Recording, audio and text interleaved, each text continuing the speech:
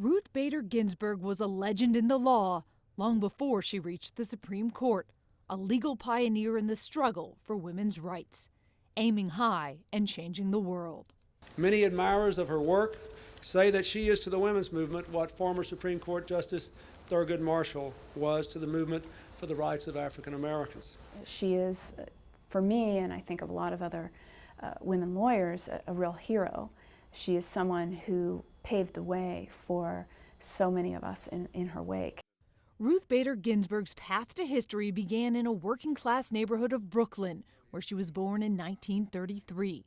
Ruth married her college sweetheart, Martin Ginsburg, started a family, and they both enrolled at Harvard Law School. She was one of only 9 women in a class of more than 500. Her former law clerk, Amanda Tyler. When Justice Ginsburg graduated law school, it was an entirely different legal world than that which we face now.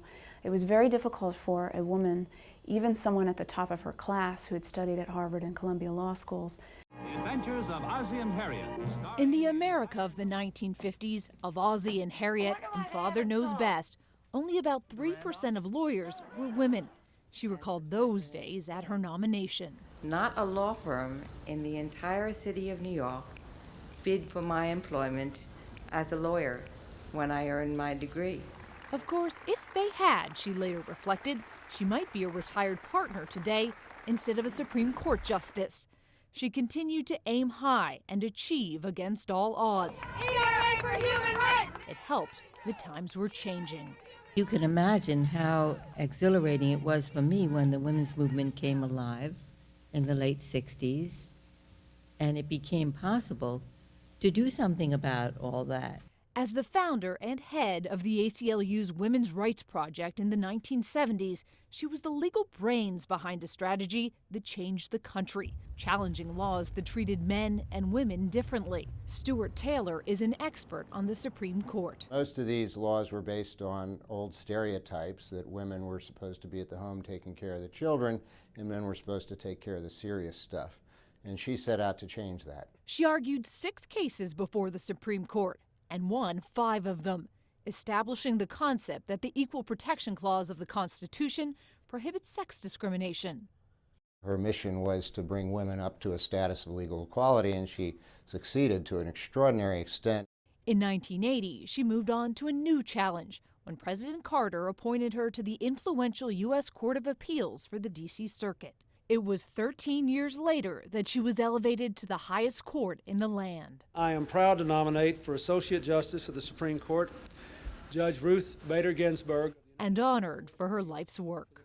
Having experienced discrimination, she devoted the next 20 years of her career to fighting it and making this country a better place for our wives, our mothers, our sisters, and our daughters. She said she hoped to serve alongside 3 or 4 other women justices someday. But for now, she was just one of 2. Still, that was progress. Her appointment had another small but immediate impact on the court, the construction of a new ladies' room.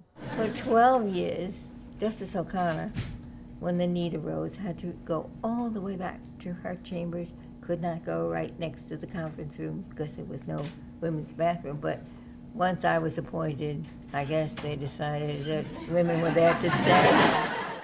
3 years into her tenure, Justice Ginsburg wrote the opinion in a landmark equal opportunity case, ruling that the state-funded Virginia Military Institute could no longer exclude women. It was a historic ruling and also a personal triumph, built on the same precedent she had fought for as a young attorney years before. The court went farther than it ever had before to basically saying any sexual stereotype that presumes women are only fit for certain rules is presumed to be unconstitutional. On 2 other cases important to women, she was passionate in dissent. She opposed the ban on partial birth abortion.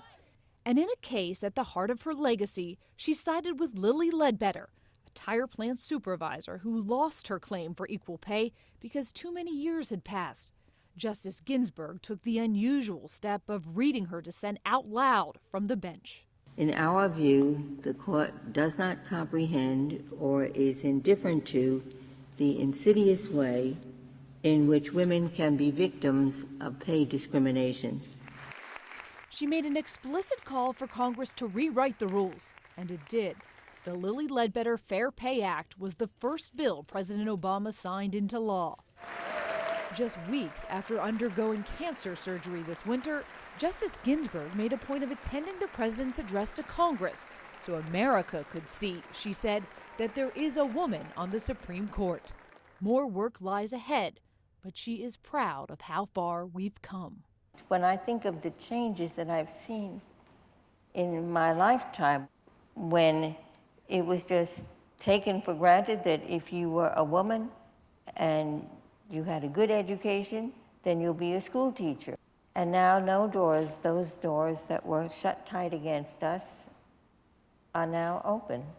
So long term, I remain optimistic about the potential of the United States.